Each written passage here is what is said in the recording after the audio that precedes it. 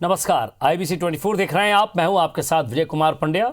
मध्य प्रदेश की खबरों की शुरुआत करेंगे। एमपी में एक बार फिर लव जिहाद को लेकर कानून बनाने का स्वर तेज हो गया है। सीएम शिवराज सिंह चौहान के बाद अब प्रदेश के गृह मंत्री नरोत्तम मिश्रा ने इसे लेकर कानून बनाने और उस कानून को विधानसभा के अगले सत्र में लेकर आने की बात कही है। लेकिन वहीं कांग्रेस नेताओं का कहना है कि प्रदेश में इस कानून की कितनी जरूरत है और इसके क्या गुणदोष है, विधानसभा में इस पर चर्चा जरूर होगी।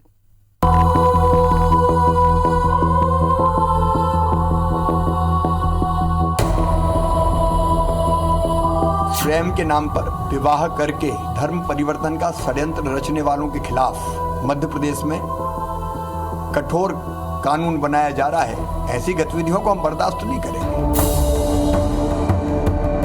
बहकावा, फ्रॉड, बलपूर्वक शादी और धर्मांतरण कराने पर 5 साल का कठोर कारावास। अधिनियम में कार्रवाई के लिए धर्मांतरण के लिए बाध्य किए गए व्यक्ति अथवा उसके माता पिता भाई बहन को शिकायत करना आवश्यक होगा।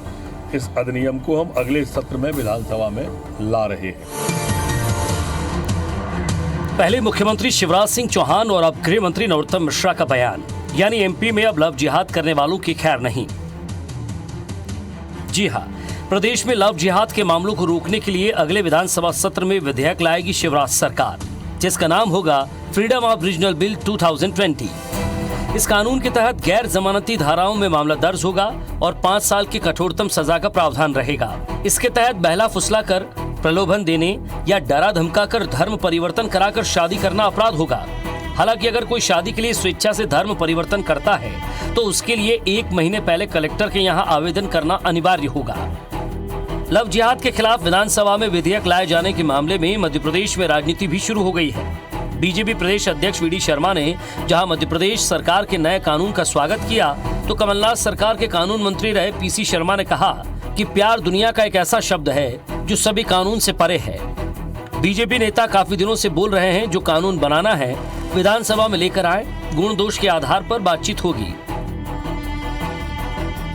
जो चंगुल में फंसा करके धर्मांतरण करते हैं, इस चंगुल से बचाने का काम मध्य प्रदेश की सरकार आज जो कानून बना करके कर रही है, ये बहुत हमारे लिए, हम सबके लिए गौरव का विषय है। उनको जिस प्रकार से प्रताड़ित करने का काम तथा कथित ये लोग करते थे, उन लोगों को एक जवाब भारतीय जनता पार्टी की सरकार और उनको जेल के अंदर सींचे में पहुंचाने का काम सरकार करेगी। लव जो है ये दुनिया का एक ऐसा शब्द है जो ऊपर वाले की ईश्वर की देन है और ये सभी कानूनों से परे है। ये बहुत दिन से इनके सभी नेता बोल रहे हैं, लेकिन कानून लाएं विधानसभा में, गुण दोष के आधार पर उस पर चर्चा होगी। दरअसल पिछले दिनों सीएम शिवराज सिंह चौहान ने लव जिहाद के खिलाफ सख्त कानून बनाने का ऐलान किया था। तब मध्य प्रदेश सरकार के इस एजेंडे को कांग्रेस ने सिर्फ राजनीतिक शिगुफेबाजी करार दिया था। लेकिन अब चुनाव खत्म हो चुके हैं, नतीजे सबके सामने हैं। बीजेपी ने मध्य प्रदेश की विधानसभा में धमाकेदार बहुमत के साथ वापसी की है। लिहाजा ये तय माना जा रहा है कि सब कुछ ठीक रहा तो अगले विधानसभा सत्र में ही फ्रीडम ऑफ रीजनल बिल 2020 अस्तित्व में आ जाएगा। नवीन कुमार सिंह, IBC 24, भोपाल। और मध्य प्रदेश में ट्रैफिक व्यवस्था को ठीक करने के लिए नया यातायात संचालनालय बनाया जाएगा। इसके साथ ही ड्राइवर ट्रेनिंग के लिए दतिया में एक नया इंस्टीट्यूट बनाया जाएगा। वहीं जो सामाजिक संस्थाएं ट्रैफिक जागरूकता के लिए काम कर रही है, उन्हें भी पुरस्कृत किया जाएगा। सरकार इसके लिए 2 से 5 लाख तक के पुरस्कार का प्रावधान कर सकती है। इसे लेकर प्रदेश के गृह मंत्री नरोत्तम मिश्रा ने पुलिस ट्रेनिंग और प्रशिक्षण संस्थान में गृह विभाग की समीक्षा बैठक ली। हालांकि यातायात संचालनालय का स्वरूप कैसा होगा, इसके लिए एक प्रस्ताव बनाया जा रहा है। 1 हफ्ते के भीतर ये प्रस्ताव प्रदेश सरकार के सामने पेश किया जाएगा। उसके बाद इस पर काम शुरू होगा।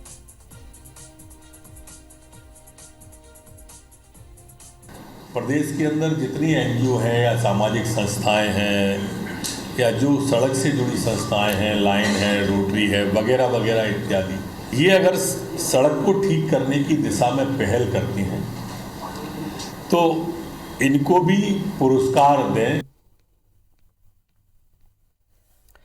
इकबाल मैदान में प्रदर्शन करने के मामले में भोपाल मध्य से कांग्रेस विधायक आरिफ मसूद के खिलाफ कोर्ट ने गिरफ्तारी वारंट जारी किया है। इस मामले में अब तक आरोपी बनाए गए 6 लोगों की गिरफ्तारी हो चुकी, जबकि मसूद की गिरफ्तारी होना बाकी है। भोपाल में सांसदों विधायकों के मामले की सुनवाई कर रही विशेष अदालत के न्यायाधीश प्रवेंद्र कुमार सिंह की अदालत में तलैया पुलिस की ओर से आरोपी मसूद के खिलाफ धारा 82 और 83 फरारी की उद्घोषणा के संबंध में आवेदन पेश किया गया था। न्यायाधीश ने सुनवाई के बाद मसूद के खिलाफ गिरफ्तारी वारंट जारी करने के आदेश दिए हैं। आपको बता दें कि धार्मिक भावनाओं को भड़काने के मामले में आरोपी आरिफ मसूद को कोर्ट ने 8 नवंबर को अग्रिम जमानत देने से इनकार कर दिया था।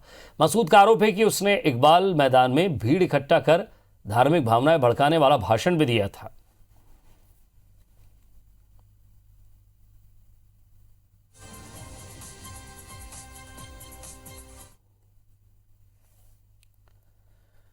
और जेल में बंद कंप्यूटर बाबा की मुश्किलें लगातार बढ़ती जा रही। इंदौर के जिला कोर्ट ने कंप्यूटर बाबा के जमानत आवेदन को खारिज कर दिया है। गांधीनगर थाने में दर्ज एट्रोसिटी मामले में तो बाबा को जमानत मिल गई थी, लेकिन एरोड्रम थाने में दर्ज मारपीट के मामले में जिला कोर्ट ने 1 दिन की रिमांड पर बाबा को पुलिस को सौंपा था।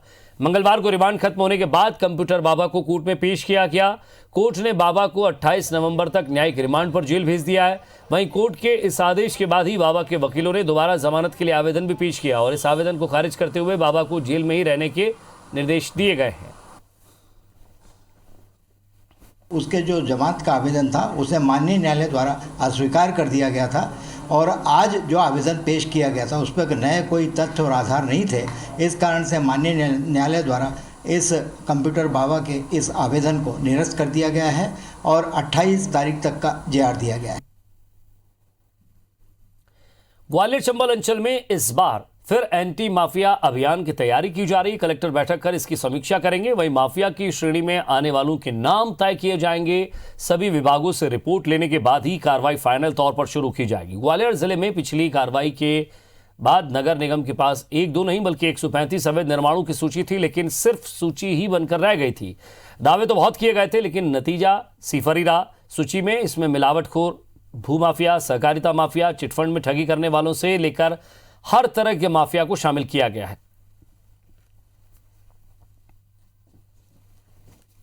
एंटी माफिया अभियान हम लोग शुरू कर रहे हैं। अभी आपने देखा होगा कि हमने एक दिन में मिलावटखोरों के विरुद्ध 5-5 FIR की, फैक्ट्री सील की, लगातार हम लोगों ने कई कुंटल मावा सील किया, तो बसों पे केस बनाए, तो वो चल रहा है। इसके अलावा जमीन माफिया, राशन माफिया, जितने भी प्रकार के माइनिंग माफिया, सभी पे कार्रवाई करेंगे।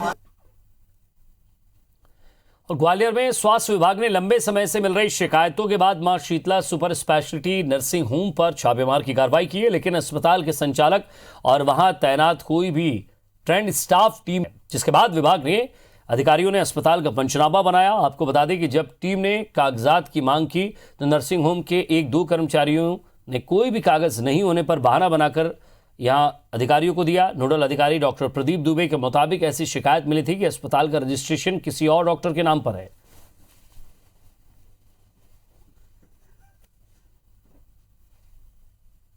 विभाग में काफ़ी समय से मिल रही थी। कुछ ऐसी शिकायतें भी थी कि JH में जाते हैं पेशेंट, फिर वहाँ से उनको यहाँ पर शिफ्ट किया जाता है दलालों द्वारा। इस तरह की खबरें भी हमारे सुनने में आई थी। तो अभी तक हम पंचनामा बनाने का तैयारी कर रहे हैं और हॉस्पिटल से कोई भी आदमी नहीं आया है जो ये बोल सके कि मैं यहाँ ट्रीटमेंट कर रहा हूँ। बैतूल के घोड़ा डोंगरी तहसील के चोपना थाना क्षेत्र में बड़ा हादसा हुआ है। सरिये से भरा ट्रक आज सुबह तवा पुल से नीचे गिर गया। ट्रक के नीचे दबने से 6 लोगों की मौके पर ही मौत हो गई। मृतकों में 5 मजदूर और 1 ट्रक ड्राइवर शामिल है। सूचना पर पुलिस मौके पर पहुंची और क्रेन से ट्रक के सरिये को अलग कर शवों को बाहर निकलवाया गया। 6 लोगों के शव बाहर निकालकर PM के लिए घोड़ा डोंगरी अस्पताल भिजवाए गए।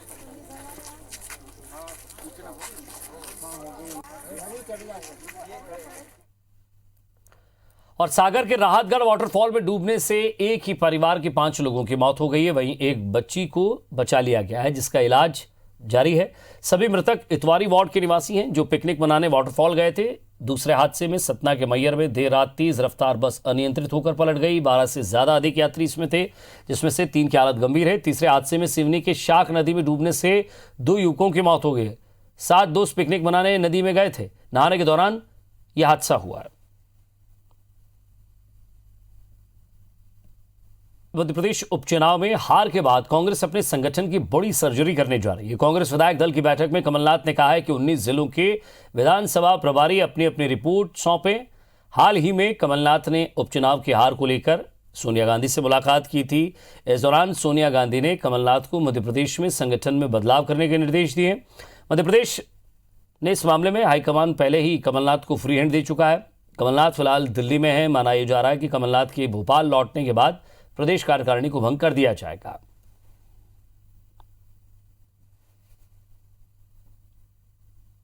निश्चित रूप से जो है एक पुनर्गठन की परिस्थिति है और इसमें जो हमारे वरिष्ठ नेता हैं, आदरणीय अध्यक्ष महोदय हैं और हमारा जो हाईकमान है वो उचित निर्णय लेके गठन करेगा। देखिए, कांग्रेस पार्टी का पुनर्गठन ये उनका अंदरूनी मामला है, लेकिन जिस तरह की बातें मीडिया के जरिए सामने आई हैं उससे लगता है कि कमलनाथ जी और दिग्विजय सिंह जी की निरंकुशता की वजह से मध्य प्रदेश कांग्रेस पार्टी में सारी सिर्फ टव्वल है और उसी की वजह से पतन की ओर बढ़ रही है।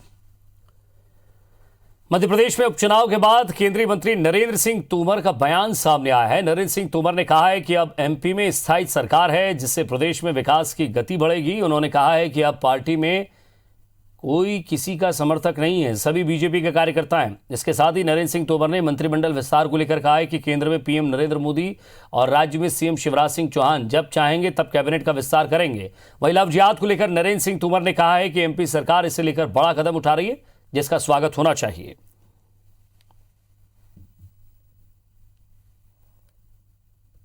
कि मंत्रिमंडल का विस्तार करना केंद्र में प्रधानमंत्री जी और राज्य में मुख्यमंत्री जी इनकी जिम्मेवारी होती है, जब वो उचित समझेंगे तो करेंगे। मैं समझता हूँ कि इस मामले में जो उत्तर प्रदेश सरकार और मध्य प्रदेश सरकार ने इनिशिएटिव लिया है इसका स्वागत किया जाना चाहिए।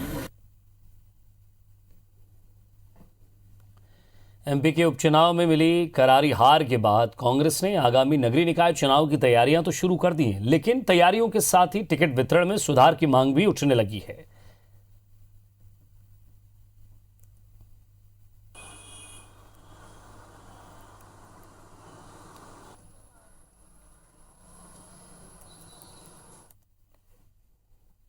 नगरीय निकाय की तैयारी आज जीतू पटवारी, विनय वाकलीवाल, राजेश चौक से हमारे उस्ताद जी रमेश यादव जी, हम वरिष्ठ लोग बैठे हैं। हम तो आज से इस बात का सिलसिला चालू कर रहे हैं। हम सब की कोशिश यही होगी कि स्थानीय निकाय के चुनाव में स्थानीय स्तर की ही हमारी जो कमेटी बने और यहीं पे टिकटों का निर्धारण हो, ना भोपाल ना दिल्ली, यहीं बैठ के कांग्रेस के इस गांधी भवन के दफ्तर में हम सारे लोग निर्णय लेंगे। चाहे वो कैलाश जी का समय हो, उमा शशि जी का समय हो, महापौर कृष्णकुमारी मोघे जी का समय हो, या आज स्वच्छता में 4 बार आदरणीय मालिनी भाभी के नेतृत्व में हमने, तो इंदौर में भारतीय जनता पार्टी को नगरीय निकाय में अप्रत्याशित आशीर्वाद जनता का मिलेगा। मैं आज से ही आपको।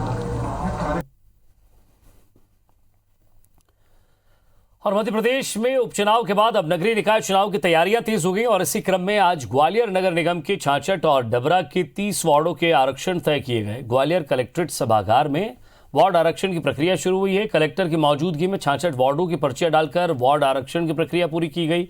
37 वार्ड सामान्य वर्ग के लिए आरक्षित हैं, इसमें 22 वार्ड महिलाओं के लिए आरक्षित हैं। इसके अलावा 17 वार्ड ओबीसी और 11 वार्ड एससी के लिए रिजर्व है। वार्ड आरक्षण की प्रक्रिया शुरू होने के साथ ही नगर निगम चुनाव की हलचल तेज हो गई है।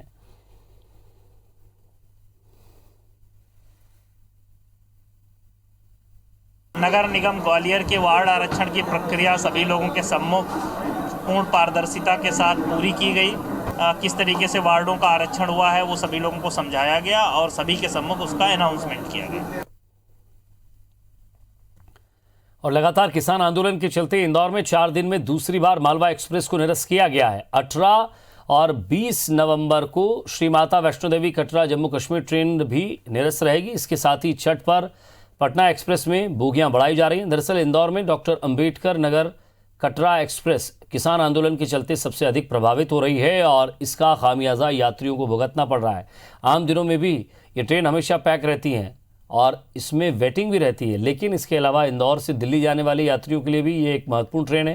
हालांकि जब तक राजस्थान में गुर्जर आंदोलन चलता रहेगा तब तक ट्रेनों को निरस्त किया जाएगा।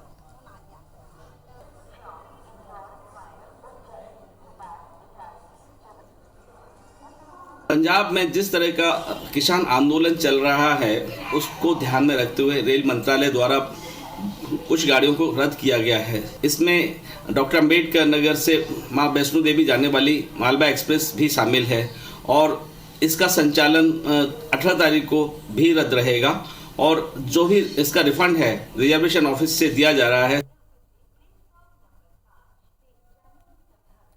और जबलपुर में 150 साल से स्थित बीएसएनएल के टीटीसी यानी टेलीकॉम ट्रेनिंग सेंटर और 50 साल पुराने inspection and quality insurance circle को जबलपुर से बाहर शिफ्ट करने का विरोध तेज हो गया है।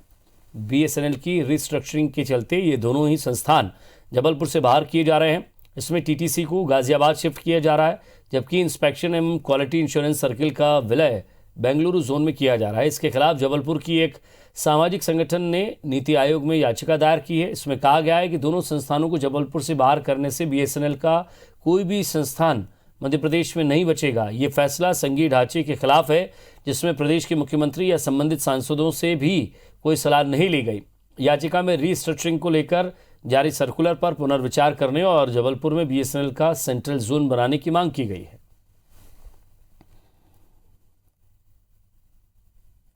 ये जो दोनों से हेडक्वार्टर जाने से न केवल जबलपुर का नुकसान हुआ है, बल्कि पूरे मध्य प्रदेश का नुकसान हुआ है।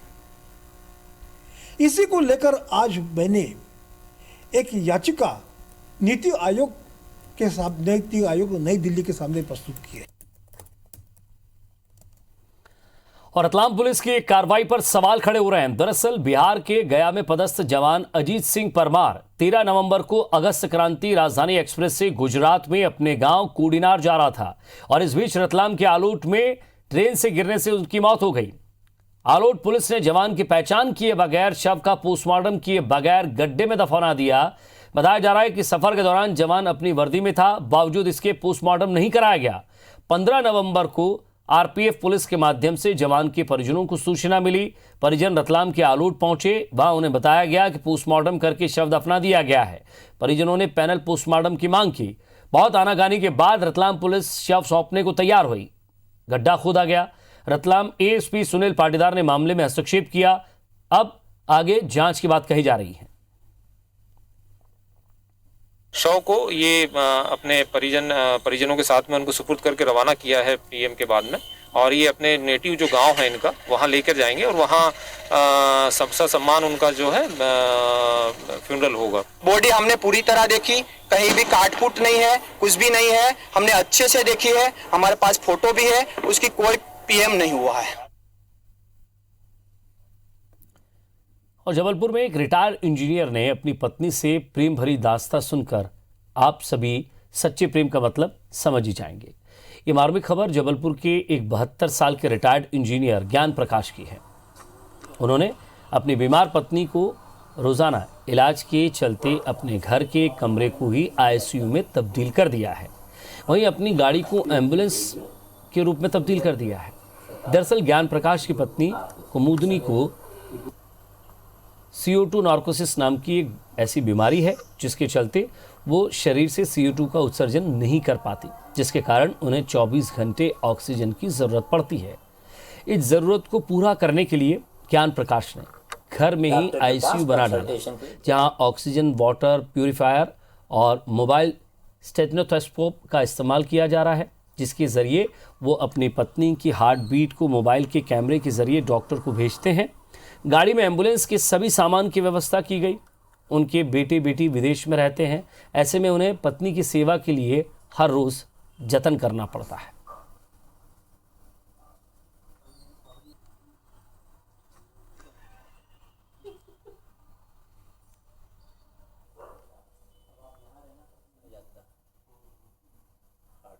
बार बार हम दो ही लोग हैं तो हॉस्पिटल में जाना मैनेज करना मुश्किल जाता था, तो मैंने जो है घर में ही इनको सितंबर में हॉस्पिटल डिस्चार्ज कराने से पहले ही घर में पूरी आईसीयू जैसी फिटिंग करा ली थी। जब फिटिंग कराने के बाद इन्हें डिस्चार्ज करा के लाए थे। अब इसमें है कि हम 24 घंटे इनकी लगातार ऑक्सीजन देख पाते हैं, मॉनिटर करते हैं। तो आज में उनने मेरे लिए जितना कर रखा है, मैंने कभी सोचा भी नहीं था कि मुझे इस प्रकार से मेरे श्रीमान जी,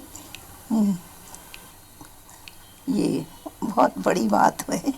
मैं अपने आप को बहुत लकी मानती हूँ।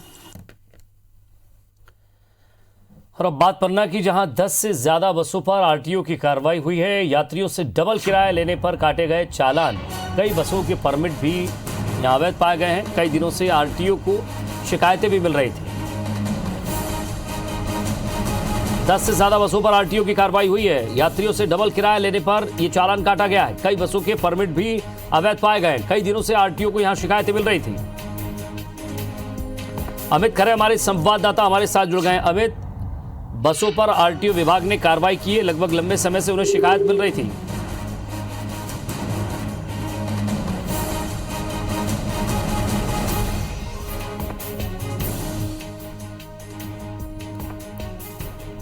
अमित खरे एक बार फिर से हमारे साथ जुड़ गए। अमित, आरटीओ विभाग ने कार्रवाई की है, किन किन बसों पर कार्रवाई हुई है? देखिए विजय जी, आपको बताना चाहेंगे कि काफी दिनों से शिकायत मिल रही थी कि यात्रियों से जस्ट डबल किराया लिया जा रहा था। ये एक ऐप है रेड बस करके, उसमें से जो पन्ना से भोपाल बसें चलती है जिनका निर्धारित किराया 500 है, उनसे 1200 से 1500 रुपए की लिया जा रहा था। इसकी बाकायदा लगातार शिकायतें मिल रही थी। तो ऐसी करीब 10 से 12 बसें हैं जिन पर आरटीओ ने चलानी कार्रवाई की है। कई बसें ऐसी हैं जो बिगर परमिट की भी चल रही थी, तो उनके परमिट निरस्त की भी कार्रवाई करने के लिए आरटीओ ने उनके कागज जब्त किए हैं।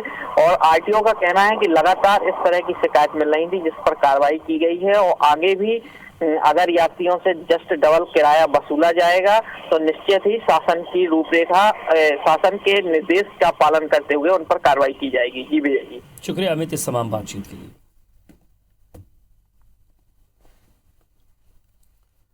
और जबलपुर शहर से निकलने वाले कचरे के तार दुबई से जुड़ गए हैं।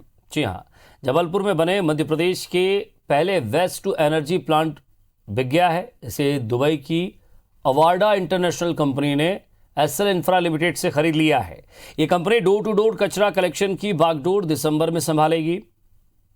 अवार्डा कंपनी के अधिकारियों ने जबलपुर पहुंचकर वेस्ट टू एनर्जी प्लांट और डोर टू डोर कचरा कलेक्शन के कार्य का आंकलन शुरू कर दिया है। और इतना ही नहीं, कंपनी के अधिकारियों ने निगम प्रशासन के साथ जरूरी औपचारिकताएं भी पूरी कर ली हैं ताकि प्लांट और डोर टू डोर कचरा कलेक्शन की जिम्मेदारी संभालने के बाद जो कमियां हैं उन्हें दूर किया जा सके। आपको बता दें कि एसएल इंफ्रा लिमिटेड ने करीब 178 करोड़ रुपए खर्च करके कठौदा में साल 2016 में 11.6 मेगावाट बिजली उत्पादन क्षमता वाले वेस्ट टू एनर्जी प्लांट स्थापित किया था।